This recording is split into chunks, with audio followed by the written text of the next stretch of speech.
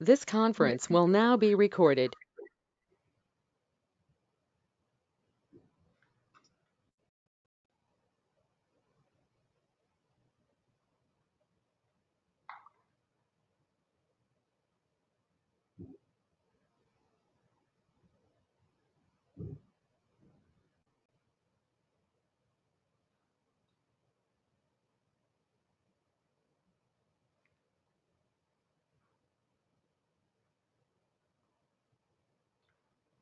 I apologize. Trying to share the screen.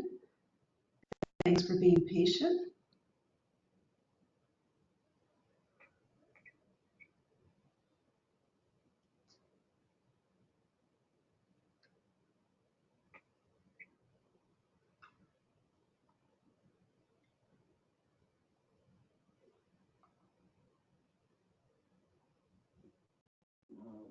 All right.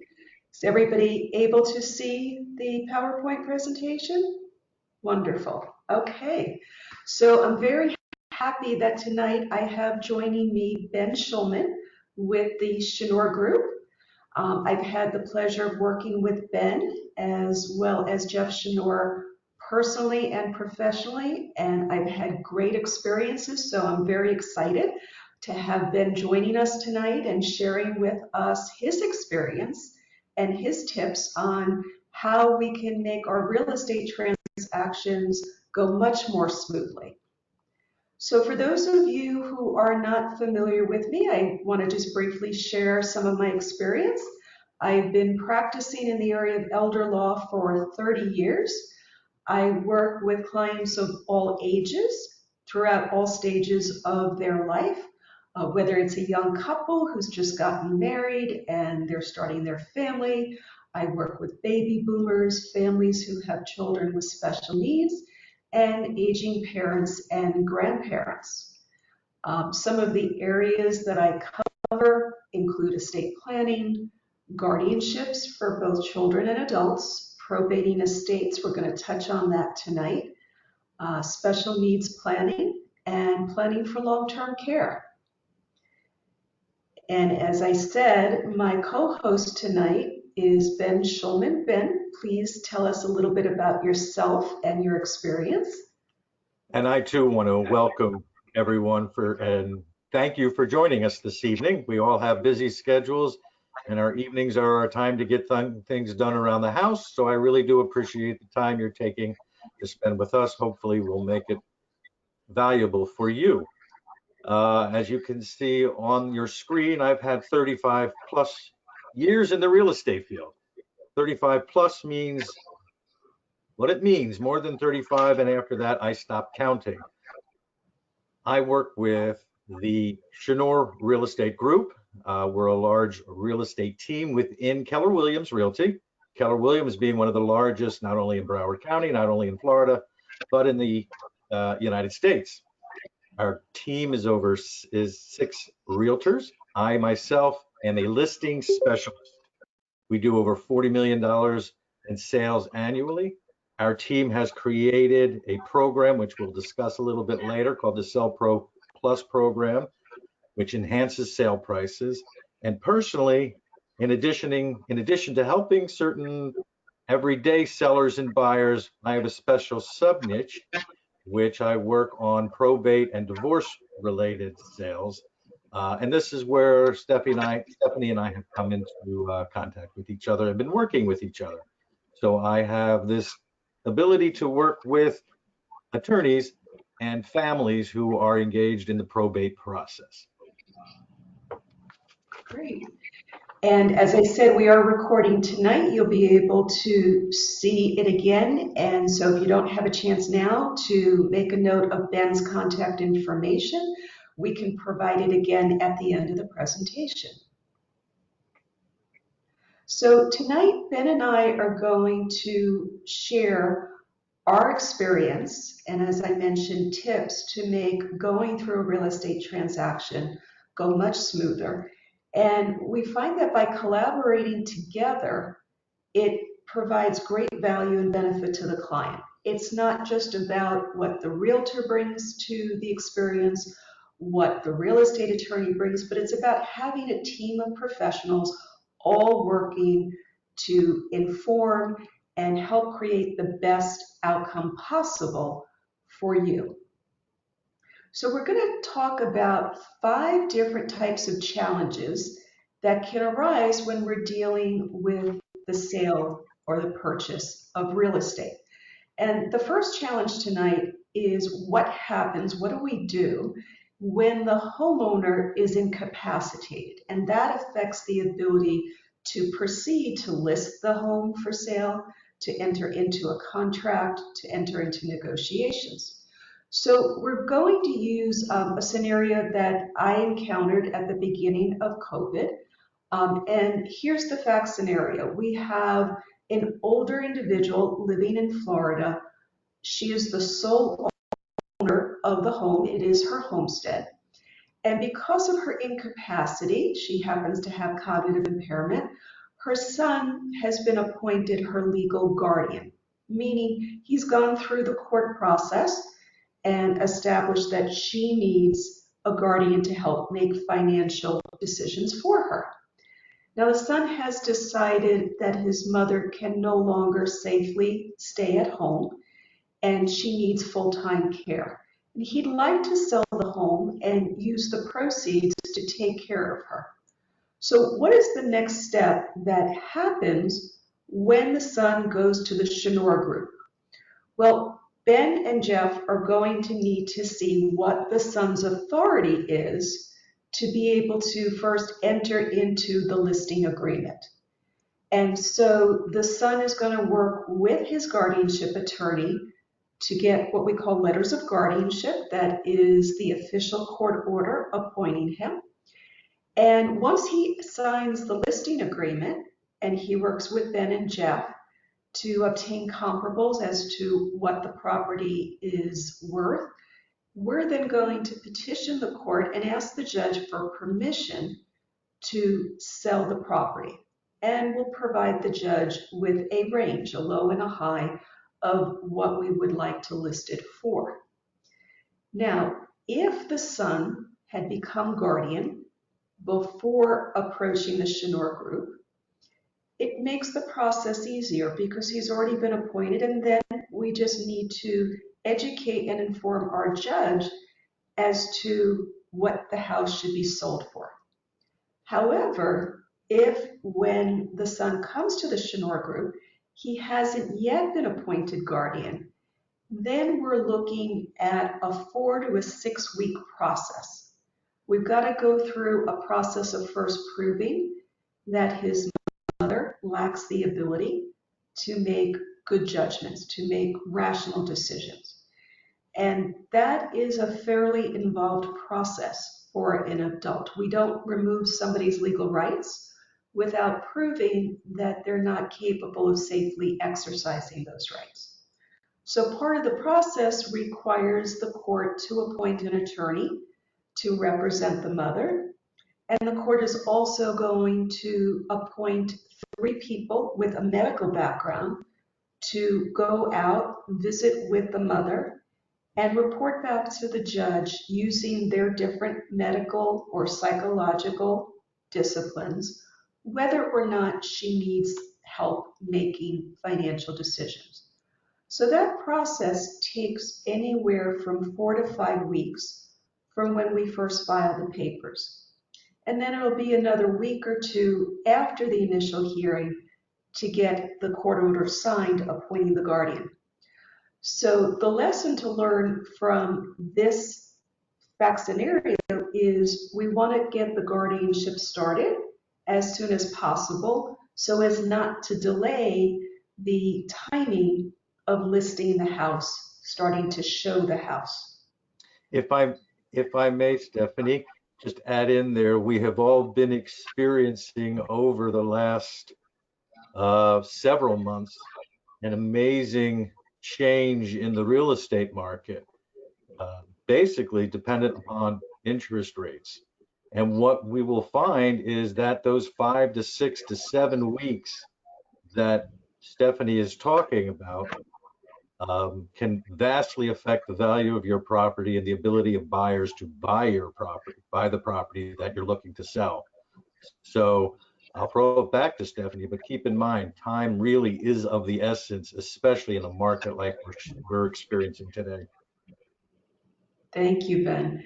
Now, one possibility, if the listing agreement has already been signed and the son has been appointed guardian, is when Ben is preparing the listing agreement as well as a contract for sale, if there's an acceptable offer, is he can include language to say that it is subject to court approval, so that the purchaser and their attorney understand there is a process we have to go through to educate the judge and obtain a court order.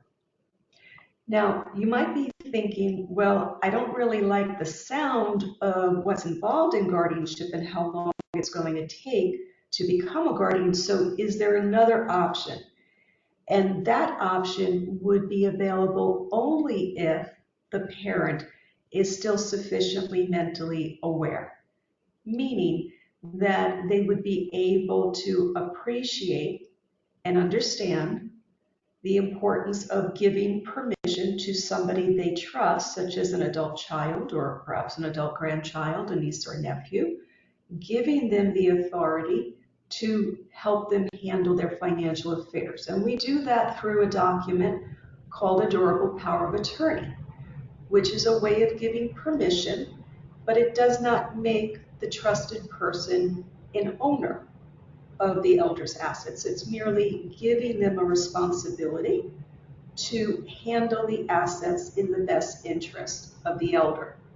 But as I mentioned, we need that adult to be mentally aware in order to create the power of attorney. It's not a matter of putting a pen in the parent's hand and saying, here, please sign this.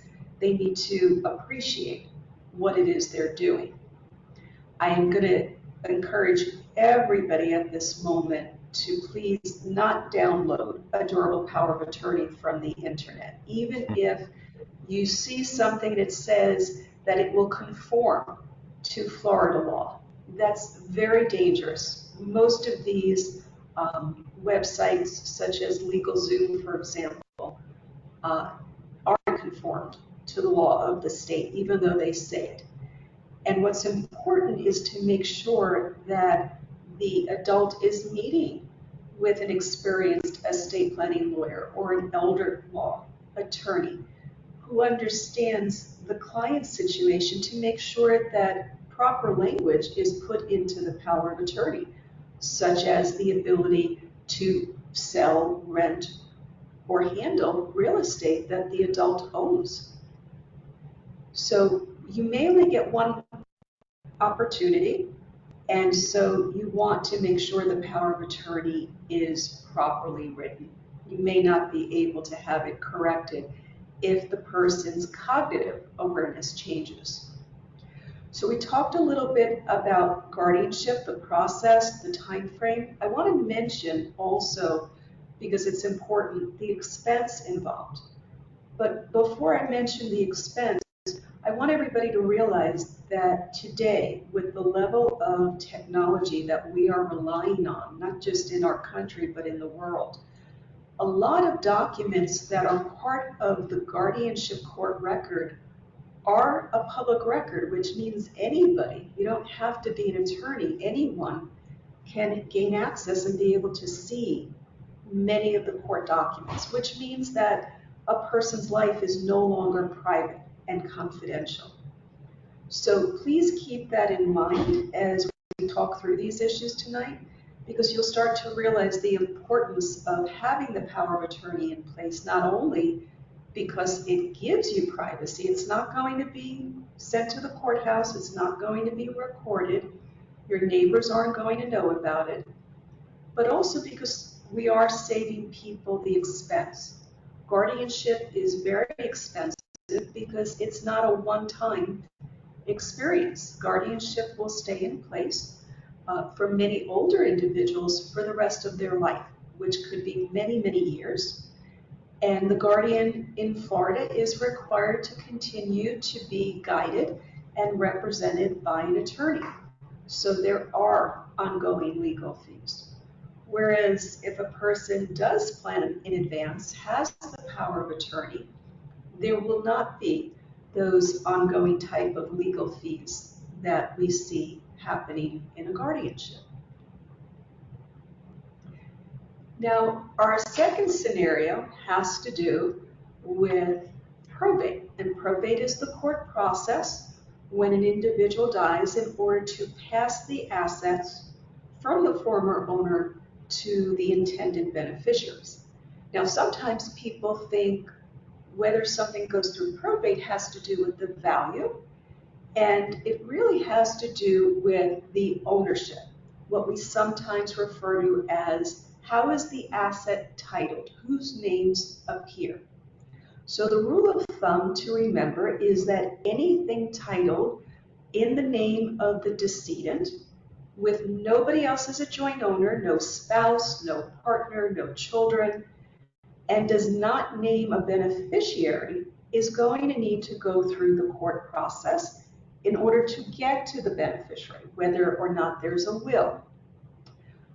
You'll see on the PowerPoint, I use some abbreviations, TOD or POD. These stand for beneficiary designations meant to transfer on death or pay on death to another individual. Now, many times people say, oh, I've heard all these horrible things about probate. Is it true? A lot of them are myths and rumors because of misunderstandings. Whether it's because somebody heard something from a friend playing bridge or they read something on the internet. Most probate proceedings, if there is no objection, nobody's contesting the will or who the personal representative is going to be appointed, most probates are going to be resolved in 4 to 6 months.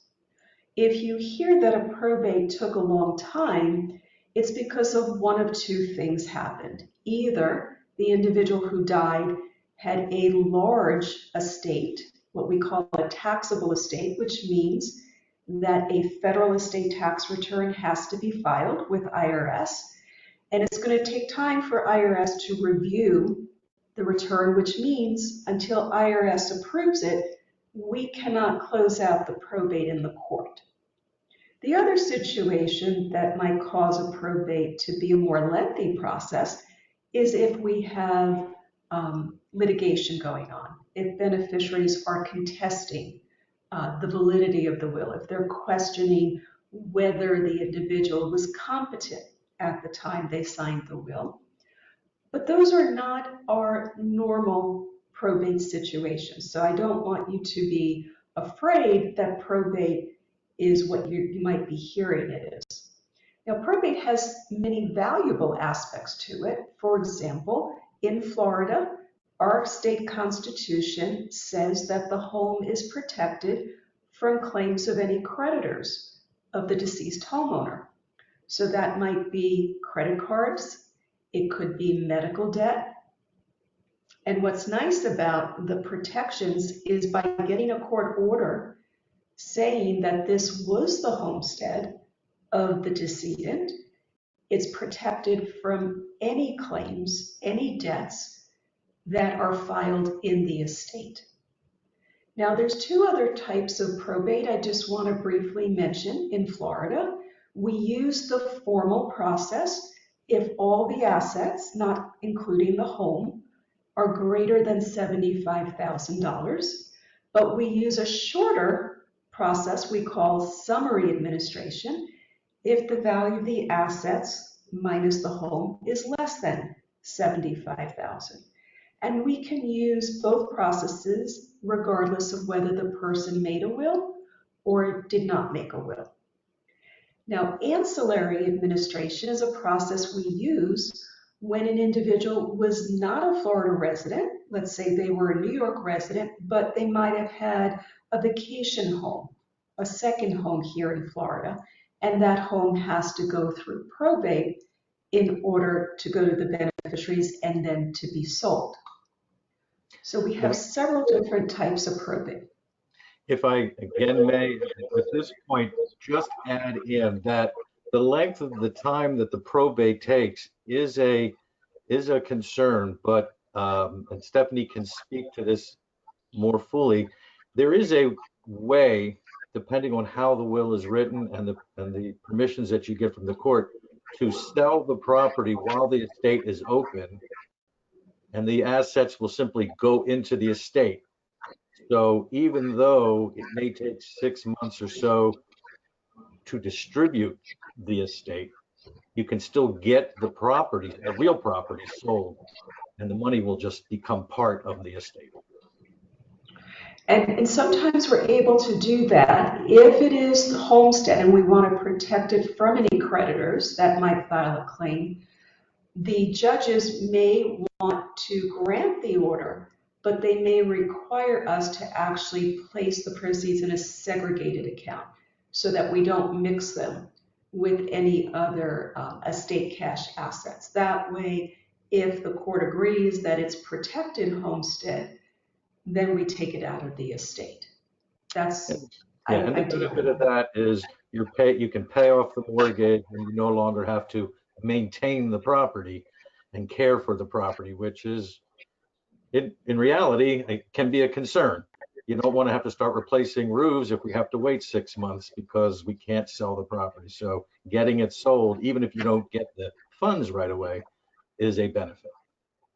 Right. So just like we talked about options to guardianship, there are also options to probate so that we're not waiting 3 to 6 months to be able to sell the property. And one of the ways we do that is when the client is alive and competent, we can put into place what is called a revocable trust agreement. This is a legal document similar to the will, but it works to help all assets, not just the real estate, avoid probate by changing the ownership.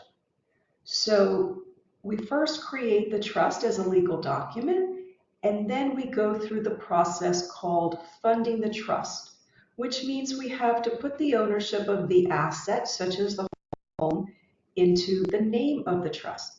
It's as if we have a vase sitting on a table that's empty, and we have to first pour the water in and then add the flowers for the vase to be full. So this is one option for avoiding the probate process, but it has to be evaluated for each person. It may or may not be right depending on each individual's circumstances. For example, if there's a mortgage on the home, we would first want to obtain the approval of the lender before we could title the home into the revocable trust. And if we have both spouses alive, we need to consider whether or not to title the property while both of them are alive into the trust, or wait until one spouse has passed and then put the ownership in the trust. So there's always different options. What's important is to find the option that's best for each person's situation and the goals that they're looking to achieve. Now, the third challenge we see with real estate has to do with an individual who is perhaps older or could be younger with a disability who needs Medicaid assistance in order to pay for medical care. And there are specific rules in the Medicaid law that we're going to talk about tonight. So just by way of background, if an individual needed to apply for Medicaid assistance to help pay for long-term care, and they were not married, they would be allowed to keep up to $2,000 of resources in their name. If they were married, but the spouse was healthy, then we shift the majority of assets to the healthy spouse. And this year, that number is set at a little over $148,000. We're going to see that number go up a little bit each year, and it's usually tied to the cost of living adjustment that we see. There's also in Florida a Medicaid income limit for the person who is applying.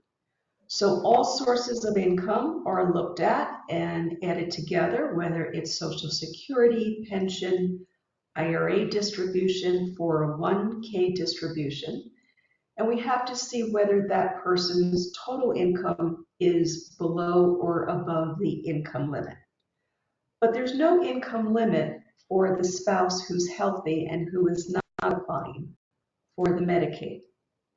The other thing to keep in mind here is Medicaid on a federal level has what we call a 5-year look back. This means that Medicaid can ask the person applying to open up their financial records for the preceding 5 years and identify any gifts that were made. And it doesn't matter what was gifted. It could be cash, it could be real estate, it could be any type of asset. If an asset was gifted and its value was not received in return, that is going to delay the individual qualifying for Medicaid assistance. So we have to be careful. If you hear somebody say, I'm going to take my name off my home and just put it in my adult child's name, that's a no-no. We don't want them doing that because they could be subjecting themselves to a loss of Medicaid down the road. So just like we were talking about in probate a few minutes ago, that Florida protects the homestead from claims of creditors, that protection also extends when we're talking about Medicaid. So Florida will not count the homestead if somebody needs Medicaid assistance as long as the equity value is less than $688,000.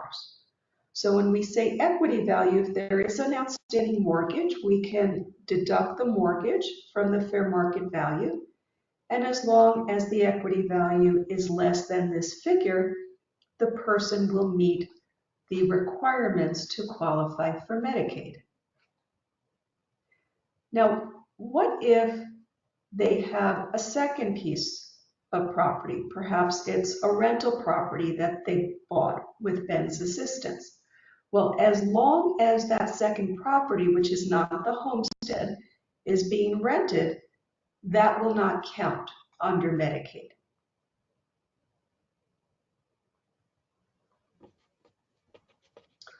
So sometimes we really have to look at things practically. You know, we can have all sorts of planning options, but we have to look at it from a practical point of view, especially if the homeowner is no longer able to stay at home and they need full-time care, either in skilled nursing or memory care. So we have to ask the question, can the other family members afford to keep the home going, to pay the real estate taxes, to pay insurance, maintenance, utilities? If the answer to the question is no, then we have two options to explore with the Schnorr Group. The first is, can we rent it? And if we can rent it, it still remains protected. It doesn't count as a resource under the Medicaid rules. And the advantage to that is that the family is able to continue to keep this asset in the family for the next generation. But if it's, for whatever reason, it's not possible to rent, perhaps the bylaws of the association prohibit it, then we're going to explore with Ben and Jeff selling the property. Now, if we have to sell it, we need to have a plan in place, because without a plan, receiving the proceeds is going to cause that elder to lose the Medicaid. They're going to have more than the $2,000 resource limit. So again, we have options to protect those proceeds.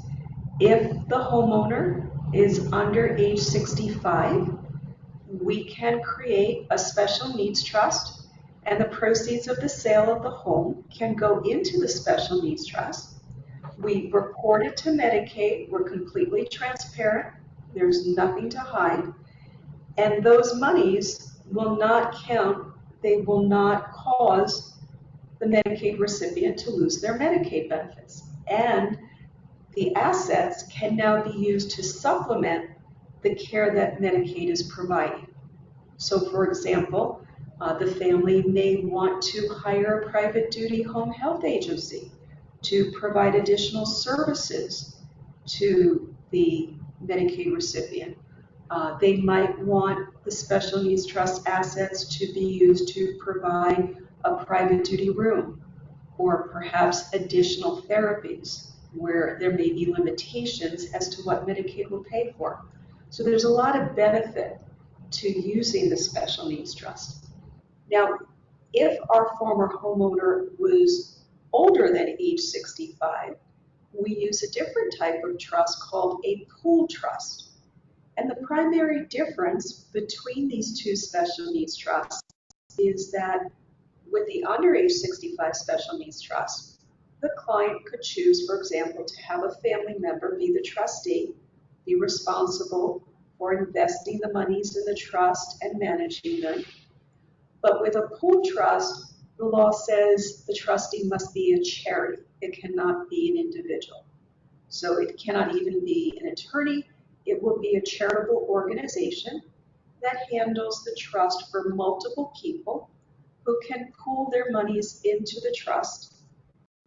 And those monies from the sale of the home are then protected and they maintain their Medicaid assistance.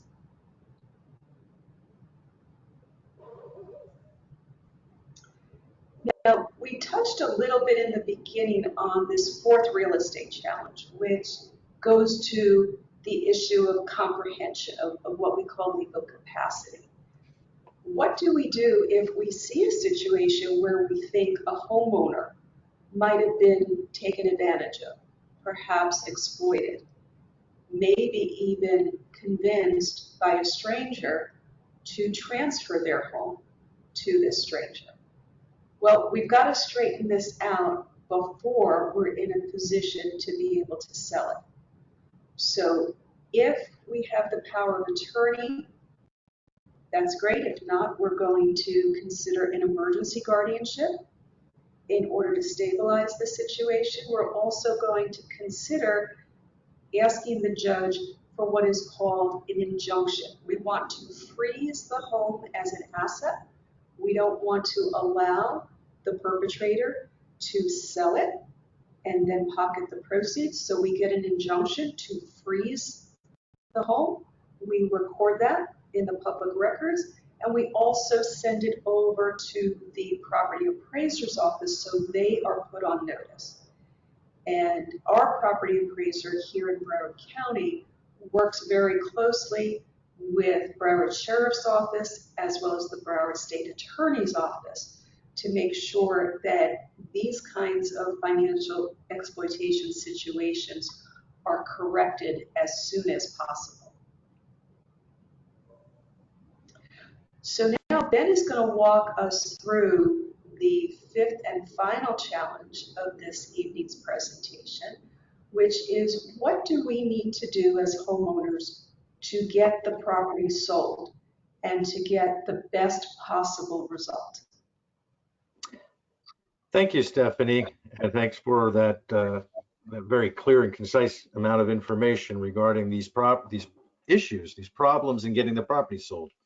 One of the two types of clients that we work with when we sell property are, as I mentioned previously, either the mom and pop when we're just selling our house, or you've got your mother's place or your father's place and you need to sell it due to their incapacity, or again, if the person has passed and now we're selling it through probate. I'm going to go with the first initially. And that is the part that I'm most excited about with our proprietary Sell Pro Plus program. It has shown that we can get 8.4% to 12% higher in sales prices. And this is the ultimate goal when you sell your home, is to get the highest price.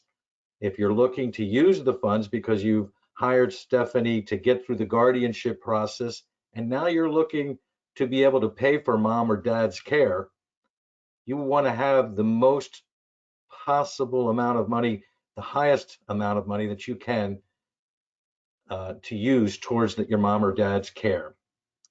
The Sell Pro Plus program, just so to go through it quickly, uses the buyer's own psychology against themselves. It's a very odd thing to do, but you're using their psychology against themselves. We say we're going to have an open house, but we hope we never do, notwithstanding the signs over my shoulder. We hope we never have that open house. We try to get people to show up in advance of an open house and give us an offer large enough to cancel the open house. In so doing, we will cancel an open house, but that offer needs to be high enough. Counter offer intelligence. When the other agent stands in front of me and says, Ben, we want this house, we'll offer you full price. I'm going to say right away, full price, I can get that anywhere. What are you going to do to make it worthwhile that I don't even have the open house? My goal here, again, is to get the highest price possible so that you can take care of your mother or your father or whomever it is, your child, whomever it is that you have this guardianship open for. We use pricing based not only on prior sales, which is what every realtor does, but we use current active sales. Now, this program works wonderfully, and I'm very excited about the program. It works wonderfully as long as we are in a seller's market, and we have been in a seller's market for 6 or 7 years and continue to be in a seller's market. We'll talk a little bit more about that a few slides down the road, but as long as we remain in a situation where there are more buyers than there are sellers, this program will work and will produce a greater amount of sales. As long as the paperwork is completed properly through Stephanie and her office, which it always is, as long as we have the proper durable power of attorney or we have the guardianship papers, we will get it sold at such a high price within the market that everybody turns out to be happy. Remember, at the end of the day, there's still another set of legal eyes that are going to look at the paperwork, and that is the title company. So when Stephanie said, don't download something off of the internet, don't get your durable power of attorney from the internet, I can tell you that I have been handed powers of attorney and shown them to the title company, and they say not good enough. It may be a legal document, but it's not a good enough legal document to sell real estate. So it's very important to go through the proper processes and produce the proper documents. But once we have those proper documents, we can sign a listing agreement and we can sign a contract. And most importantly, at the end of the day, we can sign the transfer deed, which provides you with the ability to collect the proceeds of the sale. So that is the first way that we sell property, through the Sell Pro Plus program. And if I say it 4 times, 3 times I will say it incorrectly, but I will try to say it correctly. The other way, and which is on the next slide, is dealing mostly with what happens when the person is deceased, getting your property sold. And here's when I'm dealing directly with the personal representatives or the estate attorney. And I've had a lot of experience in dealing with both. Now, in these cases, there's not as much of a personal tie to the property. And in many cases, the heirs aren't even local. And now we have a situation where, the 2 heirs, the son and the daughter, are living in New York and Colorado, respectively.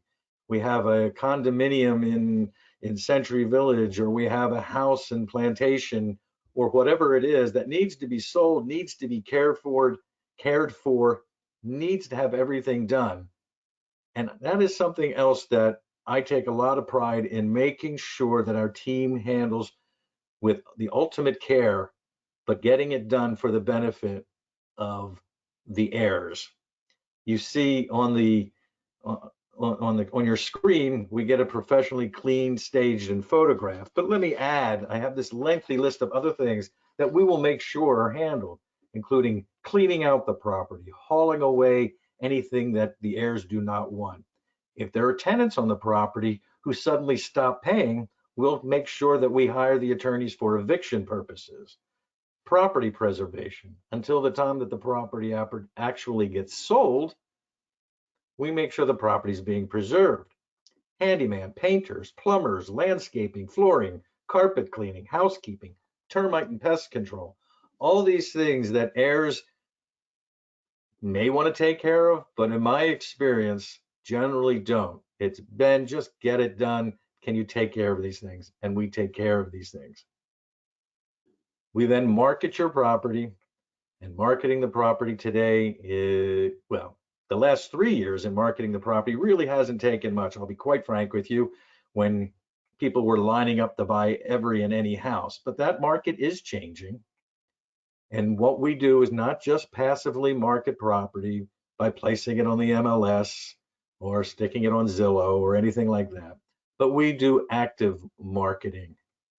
We do active marketing through our very extensive database of over 6,000 names of people who have come to us over the years and said, hey, we may be looking to buy or sell. I have an uncle and aunt who wants to move into A or B or C community. With a few keystrokes, I can narrow down from that 6,000 to maybe 22 people who want to buy a home in Pembroke Lakes or in Plantation Acres or something of that nature. We can do that and contact those people. It's something that our 6 agents with over 75 years of experience have been able to amass, and we can sell property.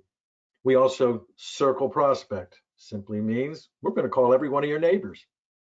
You might not know this, but your neighbor is one of your best assets. Your nosy neighbor, they're one of your best assets. They're going to help you sell that house because they're going to talk. We don't want to be secret agents. We want to be out there. And once your home is for sale, we want everybody to know that your home is for sale. We'll knock on doors just to make sure people are aware that your home is for sale. Through passive and active marketing and through all of the other assets, we again are able to take care of the asset that we're looking to sell. And at the same time, take all the worry and all the care and all of the nervousness and all the effort away from the heirs who really just don't want to deal with it. At the end of the day, they want to come down, they want to take all the personal items, the items that help them remember mom and dad, and then they just want to walk away and say, please take care of it.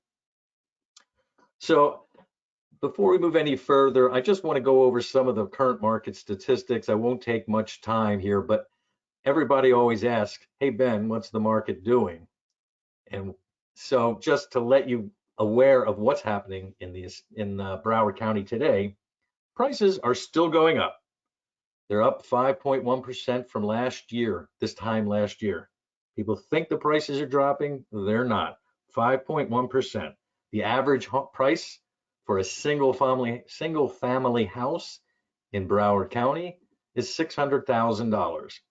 The average price for a condominium or townhouse unit is $284,000. How long are properties staying on the market? Today, days on market is 40 days. That's up 29% from last year when it was 31 days. So it's taking a week and a half longer to sell property now. We're seeing a lot more drops in prices. How close to asking price are sellers achieving? Well, 2 years ago, you were getting 100 or more than 100% of what you were asking. Now we're down to 96.1%. Still sounds pretty good, but at the reality, it's not over 100%, and that direction is down. If you put your home on the market for way too much, it's going to sit a lot longer. Remember, the average is 40 days. Condominiums take a little bit longer, single family homes take a little bit less, but the average is 40 days. Year to date, sales are down. We're down 18% on just sales alone from last year. So we are selling 18.1% less homes in Broward County than we did last year. That's based on 2 items and really 2 maybe three, 2 to 3 items alone. Interest rates, we all know they're up. So what's happening? Less people can afford homes. And inventory. Sellers are just not moving as much. They just are looking around saying, where am I going to move? And especially sellers who have uh, a 3 or 3.5% interest rate on their home now, for them to upgrade, if they were looking to upgrade and sell their house, now they're going to have to go get a 7 or 7.39 today interest rate on their new mortgage. So they're kind of stuck in their home. So people who are selling really are people who don't have mortgages or are people who are downsizing and won't need to get a new mortgage. But the people who are trying to upsize their house or just want to move to a new market, that's not happening. That's why we have less of an inventory. The reason I questioned a bit, maybe the third, if there's some background, something happening. I'm not sure what that is, but I apologize for that. We have a situation where we have an abundance of Airbnbs. So many Airbnbs in Broward County that there are less homes going on the market because people who would have used to sell their house are now putting it up as Airbnb. So I do have to add that as a third reason why you're not seeing as many homes in the market, because people are holding them as investment properties. They'll just go buy another property and hang on to the other. So that's the current market status, and something that you want to keep in mind if you're looking to buy or sell.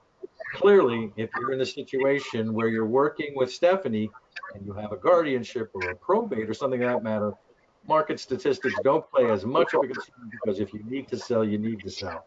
But we'll get it sold. Thank you, Ben.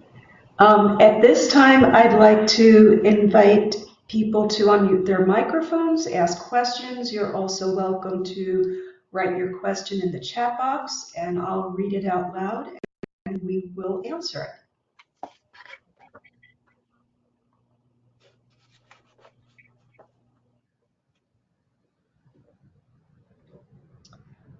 Hi. Well, hi, Alina. I don't know if my question is general, but I have a specific scenario where my father's has a little bit of beginner's dementia going on, and I had to move him into an assisted living facility. And right now, I Yes. am covering the difference of the bills. And the only asset to his name is the house. So I wanted to know if there's a way I can make sure that I'm reimbursed first before I split the proceeds of the house with my brother? Is there a way to do that? Well, that's a great question, and it's actually a question that I hear a lot. So you're not alone.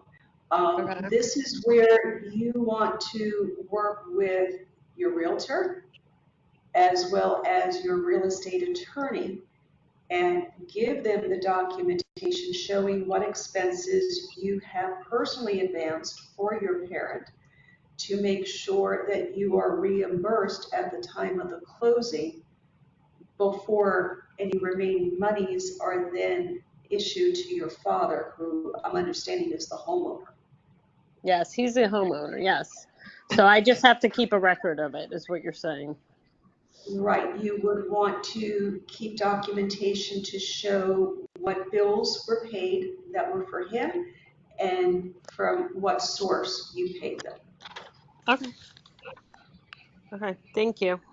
You're I would welcome. add to that that you would want to engage the services of the attorney early on, just to make sure you are maintaining the proper documents, because at the end of the day, you want to make sure you have adequate numbers. So I would be sure to you contact Stephanie and make sure that you have all the documents that you need, the proper ones, so that we don't find out later or down the road that it's not adequate.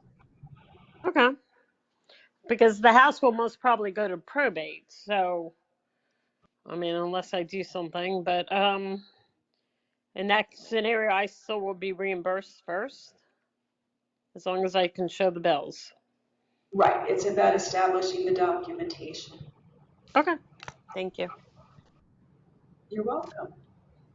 So before we got started tonight, I was asking people as they were entering if there were certain questions they had, and one of our attendees asked a question about, do you use a guardianship when you have a minor child approaching the age of majority if that child has special needs or a developmental disability?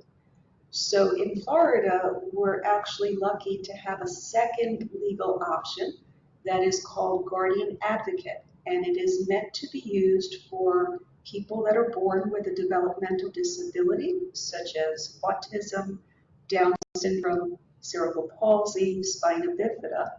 And the reason it's used for developmental disabilities is because we don't remove a person's legal rights. They still will have the right to vote, the right to marry, the right to decide where they're going to live, but the parent or the trusted family member who becomes the guardian advocate would have legal authority to help make medical decisions as well as financial decisions. So that's something that can be explored, and then decide whether it's best to use the guardian advocate process or use the guardianship. One other difference is the courts will allow the parents to be representing themselves in a guardian advocate proceeding, but in guardianship, they need to be represented by an attorney. So any other questions? You're welcome to write them in the chat box.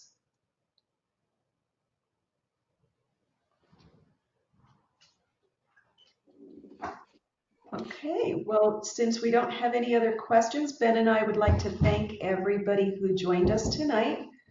In the next couple of days, the recording will be available. You'll be able to access it on Ben's website as well as my website. And we wanted to make sure everybody is aware that Ben does offer a complimentary, no obligation valuation of the home to help you in your process. So I want to thank everybody for joining us, and we look forward to seeing you at future events. Thank you for your help. Thank you all for joining.